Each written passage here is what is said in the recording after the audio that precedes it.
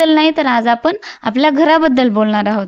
तर शेतकरी बांधवांनो, अनेकांना सरकारमार्फत घरकुलं भेटली असतील, अनेकांचे अर्ज प्रलंबित असतील किंवा अनेक जण अर्ज करणार असतील. तर या बाबतीतच एक महत्त्वाची अपडेट सरकारकडून आली आहे. त्याबद्दलच आपण अत्यंत महत्त्वाची माहिती इथे घेणार आहोत.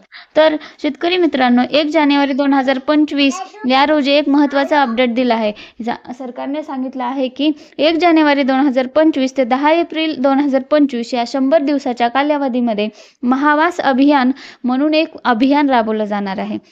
तर घरकुल योजनेअंतर्गत 19,66,000 घरकुलांचं जे उद्दिष्ट घेतलं आहे, त्या उद्दिष्टांना गती मिळावी, त्या योजनेअंतर्गत होणाऱ्या कामाचा दर्जा वाढावा किंवा तो दर्जा अबाधित राहावा म्हणून सरकारमार्फत महावास अभियान राबवले जाणार आहे.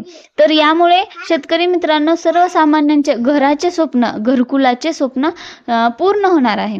तर यामध्ये प्रधानमंत्री आवास योजना असेल, मोदी आवास योजना असेल, तसेच राज्य शासनाच्या देखील विविध योजना आहेत.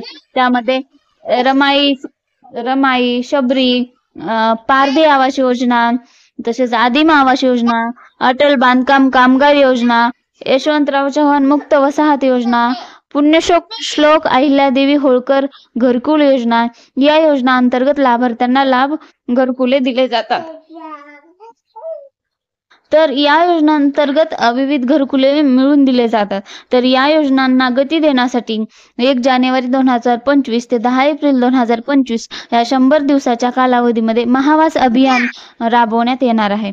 तर या अभियानात नेमकं काय होणार? तर या अभियानाअंतर्गत भूमिहीन लाभार्थ्यांना घरकुल मिळवून देणे, तसेच पंडित दीनदयाळ उपाध्याय घरकुल या योजनेमार्फत घरकुल योजना राबवणे, तसेच अर्ज आलेल्या घरकुलांना मंजुरी देणे, तसेच जे घरकुले मान्य झाले आहेत त्यांचे हप्ते देणे, पहिला हप्ता, 5वा हप्ता, असे जे काही हप्ते असतील ते हप्ते देणे, मंजूर घरकुले भौतिकदृष्ट्या पूर्ण करून घेणे, तसेच जी कोणती घरकुले प्रलंबित आहेत ती घरकुले पूर्ण करणे, तसेच लाभार्थ्याचे घर व्यवस्थित बांधले जाते का यासाठी गौंडी प्रशिक्षण देणे.